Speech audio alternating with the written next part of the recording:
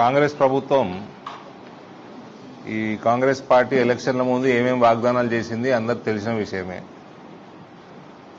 అప్పుడు సాధ్యం కాని వాగ్దానాలని మేము పదే పదే చెప్పినాము. అది సాధ్యం కాదని కాంగ్రెస్ పార్టీకి కూడా తెలుసు. తెలిసినా కూడా ప్రజల్ని మభ్యపెట్టి ప్రభుత్వంలోకి రావడానికి అనేక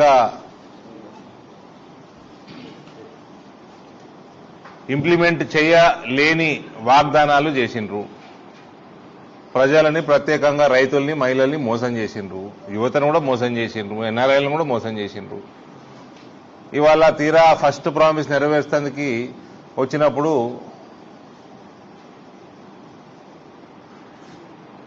మన ప్రాంతంలో మన జిల్లాలో 2,55,000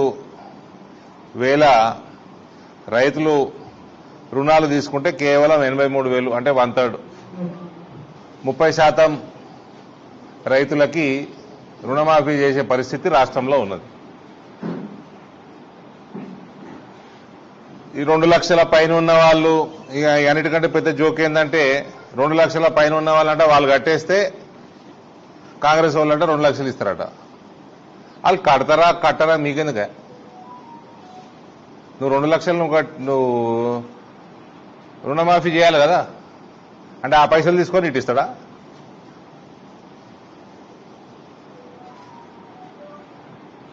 రేవంత్ రొటేషన్ చక్రవర్తి అని నాకు తెలుసు. ఇప్పుడు ఆ టాలెంట్ అంతా ఇప్పుడు ఇంప్లిమెంట్ చేస్తున్నాడు. అటు తీసుడు ఇటు అందించుడు రేవంత్కి అలవాటే కదా. ఇప్పుడు అది ఇక్కడ ఇంప్లిమెంట్ రైతుల దగ్గర ఇంప్లిమెంట్ చేస్తా అంటే ఎట్లా? మా గంగన్న అంటుండే రొటేషన్ రేవంత్ రెడ్డి RRR అట. సో ఈ రకంగా రైతుల్ని మభ్యపెట్టడము, మహిళల్ని మభ్యపెట్టడము, వీళ్ళు ఒకటే ఫస్ట్ వాగ్దానానికి అడ్డం పడితే వీళ్ళు చేసేది ఎప్పుడు? ప్రజలలో ద్వేషం పెరుగుతా ఉన్నది ప్రభుత్వం మీద.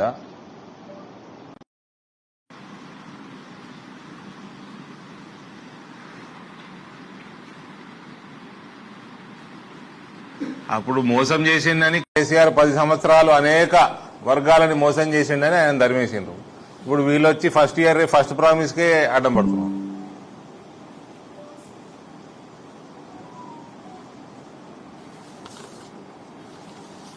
రుణమాఫీ చేసేది ఉంది. నాకు గుర్తున్నంత వరకు రాజశేఖర రెడ్డి గారు ముఖ్యమంత్రి ఉన్నప్పుడు రుణమాఫీ చేస్తా అన్నాడు. ప్రభుత్వంలోకి వచ్చిండు, ముఖ్యమంత్రి అయిండు, బ్యాంకులను పిలిచిండు, మాట్లాడిండు, అకౌంట్లు తెప్పించిండు, టోటల్ ఒక చెక్ ఇచ్చిండు, రుణాలని మాఫీ అయినాయి. ఈ రచ్చంతా ఎందుకే? అందరినీ మోసం చేసుడు కాకపోతే మోసం చేసే ద్వారానే అబద్ధాలు చెప్పిండ్రు. ప్రజలు కూడా రానున్న ఎన్నికలలో కూడా ప్రజలను కూడా రిక్వెస్ట్ చేస్తా ఉన్నా, బాగా గమనించాలా. కేసీఆర్ చిప్ప చేతిలో పెట్టిపోయిండు. ఆ చిప్పకు కూడా అన్ని పొక్కలే ఉన్నాయట.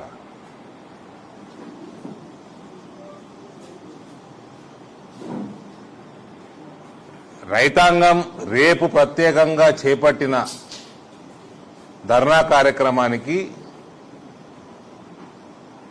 మా పార్టీ తరఫున, ఎంపీగా నా తరఫున పూర్తి మద్దతు, సంఘీభావం. ఎటువంటి సపోర్ట్ మా తరఫు నుంచి కావాలన్నా ఫ్యూచర్లో రైతు శ్రేయస్సు కోసం తప్పకుండా మా తరఫున ఉంటుంది.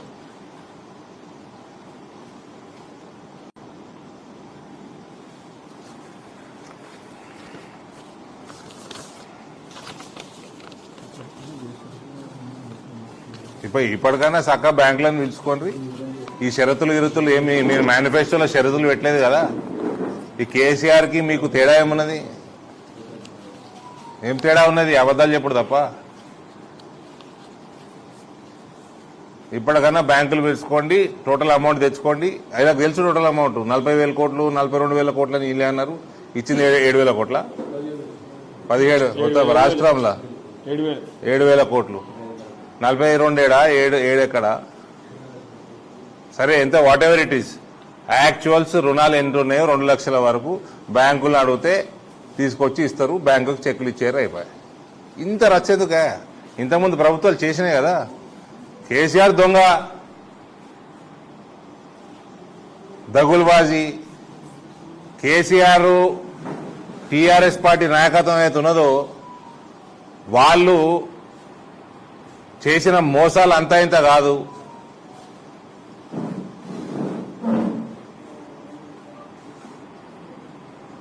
ఎవ్వరు కూడా వాళ్ళతో కంపేర్ చేసుకోవద్దు. 2002లో నరేంద్ర మోడీ గుజరాత్లో లోన్లు ఇచ్చిండు రైతులకి, ఇంట్రెస్ట్ ఫ్రీ లోన్స్ ఇచ్చిండు, అప్ టు 5 lakhs 6 రోజులలో ఇచ్చిండు. మంచి పవర్ సరఫరా చేసిండు, 3 phase గ్రౌండ్ వాటర్ పెంచిండు. 3 ఏళ్లలో 9,000 కోట్ల ఆదాయం 35,000 కోట్లకు పెరిగింది గుజరాత్ది. ఇంట్రెస్ట్ ఫ్రీ లోన్ ఇచ్చిండు. ఇలా నియత లేదు, మను లేదు, కమిషన్లు, ఎప్పుడు జేబులు నింపుకున్నాడు.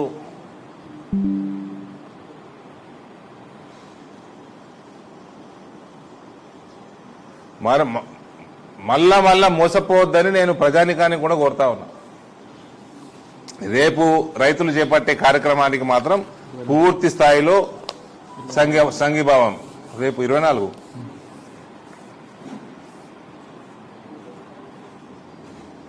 ఏమైనా ఉంటే అడగండి బాస్ బ్రదర్. Thank you.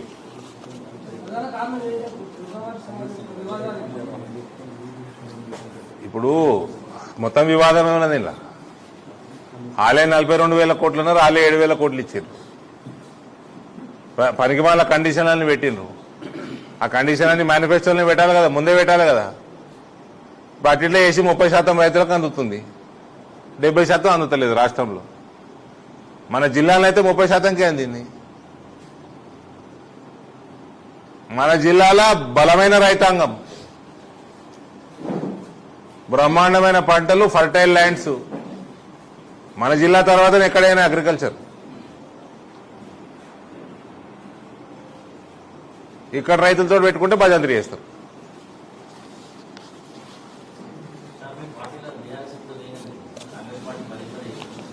ఏమేమి ఛానళ్ళన్నీ బీఆర్ఎస్ బీజేపీ విలీనం, బీఆర్ఎస్ బీజేపీ విలీనం అని చూపిస్తుంది. ఎవరన్నా చెప్పిర్రా? ఇదిగోండి, ఇలా రేపు రాజకీయాలల్లా ఈడ గెలుస్తుండు అటు దుంకుతున్నాడు, ఆడ గెలుస్తుండు ఇటు దుంకుతున్నాడు. కల్వకుంట్ల చంద్రశేఖరరావు, కేటీఆర్, కవిత, ఈ ముగ్గురికి బీజేపీ తోటి జీవితాంతం ఎటువంటి సంబంధం ఉండదు. క్వశ్చనే లేదు. ఇక వేరే వాళ్ళు ఎటు దుంకుతారో ఎటు పోతారో అవన్నీ నడుస్తూనే. ఆల్రెడీ కాంగ్రెస్ విలీనం అయ్యారు కదా, కాలేదు ఎమ్మెల్యేలు. ఒక ఎమ్మెల్యే అయితే పోయి ఎంపీ నిలవాడే కాంగ్రెస్ టికెట్ మీద. మళ్ళీ మీరు బీజేపీ బీఆర్ఎస్ విలీనం అంటారు ఏంది? మీ ఛానళ్ళు మీరేనా విలీనమైనరా? అక్కడ ఎమ్మెల్యే పోయిండ్రు, కాంగ్రెస్ లో జాయిన్ అయ్యారు. అంతకుముందు కాంగ్రెస్ వాడు పోయిండు, బీఆర్ఎస్ లో జాయిన్ అయ్యిండు.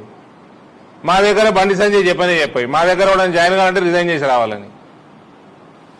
వీళ్ళు ముగ్గురు, ఈ ట్రిపుల్ కే అవుతున్నదో కేసీఆర్, కేటీఆర్, కవిత, సచ్చినా కూడా వీళ్ళు బీజేపీ దగ్గర రానియరు.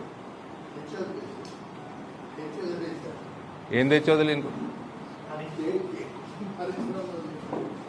హెచ్చా. వీళ్ళు ముగ్గురు మాత్రం సచ్చినా బీజేపీకి దగ్గర రానియం. ఇక వేరే ఎటు పోతేది.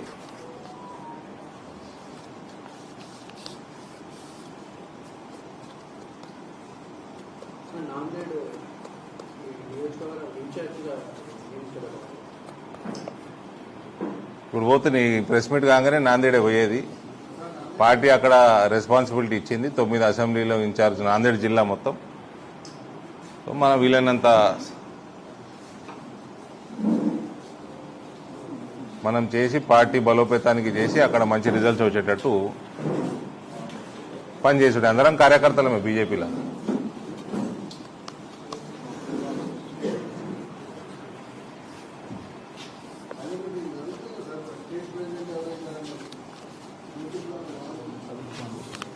ఎలక్షన్లు గెలిపించేటోడు స్టేట్ ప్రెసిడెంట్ కావాలి.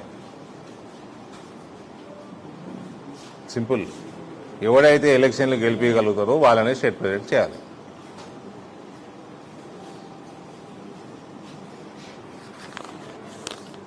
ఇది వేరే అవసరమే లేదు, అదొకటే.